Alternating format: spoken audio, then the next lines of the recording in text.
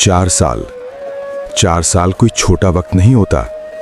4 साल में आदमी का चेहरा बदल जाता है, उसकी आवाज बदल जाती है और कई बार उसका दिल भी। लेकिन रोहन के लिए ये 4 साल सिर्फ वक्त नहीं थे, ये एक लड़ाई थी। ऐसी लड़ाई जिसमें उसने गरीबी से लेकर अकेलेपन तक सब कुछ झेला था। रोहन एक छोटे से कस्बे में पैदा हुआ था।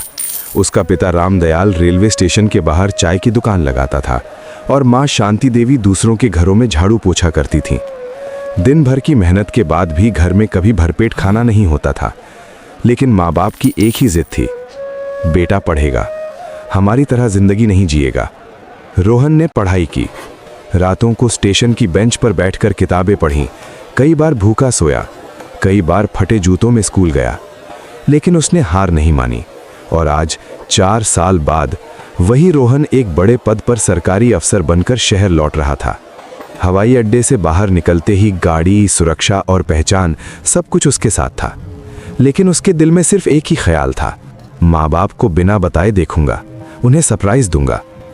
उसने किसी को फोन नहीं किया, सीधे टैक्सी ली और पुराने मोहल्ले की ओर चल पड़ा। रास्ते में खिड़की से बाहर देखते हुए उसकी आंखों के सामने बचपन घूम गया। माँ का सुबह सुबह उठकर चूल्हा जलाना, पिता का चाय की केतली उठाकर स्टेशन जाना और हर दिन वही कहना, बेटा बस तू आगे निकल जा। गाड़ी एक लाल बत्ती पर रुकी। सामने मंदिर था। मंदिर की सीढ़ियों पर कुछ बूढ़े बैठे थे, कोई हाथ फैलाए, कोई सिर झुकाए। रोहन की नजर अचानक एक आदमी पर ठहर गई। पुराने कपड़े, झुकी हुई कमर, सफेद दाढ़ी। दिल अजीब सा बेचैन हो गया। उसने नजर हटाने की कोशिश की, लेकिन दिल नहीं माना। उसने फिर देखा और उसी पल उसका दिल जोर से धड़क उठा।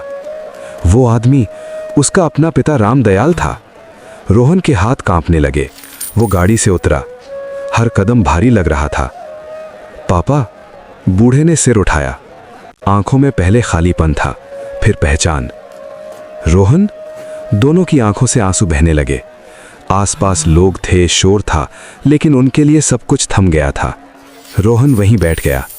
माँ कहाँ है? पिता ने धीरे से इशारा किया। यहीं पास में, झुग्गी में। रोहन के सीने में कुछ टूट गया। झुग्गी के अंदर अंधेरा था, बदबू और नमी से भरा हुआ। जमीन पर एक पतली चादर पर उसकी माँ बैठी थी।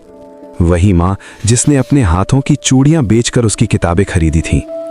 माँ ने बेटे को देखा, कुछ पल पहचान नहीं पाई, फिर अचानक उसकी आंखें भर आईं। तू आ गया? रोहन खुद को रोक नहीं पाया, माँ के पैरों से लिपट गया। माँ, मुझे माफ कर दो, मैं बहुत बड़ा अफसर बन गया, लेकिन बहुत छोटा बेटा रह गया। माँ ने कांपते हाथों से उसके सिर पर हाथ रखा। रो मत बेटा, तू आ गया यही काफी है। धीरे धीरे सच्चाई सामने आई। बहू के ताने, घर में अपमान। फिर एक दिन साफ कह दिया गया, ये घर अब हमारा है, आप लोग चले जाइए। बेटे को फोन करने की कोशिश की गई, लेकिन फोन कभी लगा ही नहीं। माँ बाप चुपचाप घर छोड़कर निकल गए। न रोना, न शोर, बस चुप्पी। रोहन सब सुनता रहा। उसकी आंखों में अब आंसू नहीं थे, वहां गुस्सा था, ठंडा गहरा गुस्सा। उस रात उसने माँ बाप को सुरक्षित जगह पर सुलाया, खुद सारी रात जाग पर रहा। सुबह उसने फैसला कर लिया, वो सीधे घर गया। पत्नी और उसकी माँ आराम से बैठी थीं। उसे देखते ही पत्नी के चेहरे पर बनावटी मुस्कान आ गई। आपने बताया क्यों नहीं? रोहन ने शांत स्वर में पूछा। मेरे माँ बाप कहाँ हैं? पत्नी एक पल चुप रही। गांव में। रोहन मुस्कुराया। अच्छा।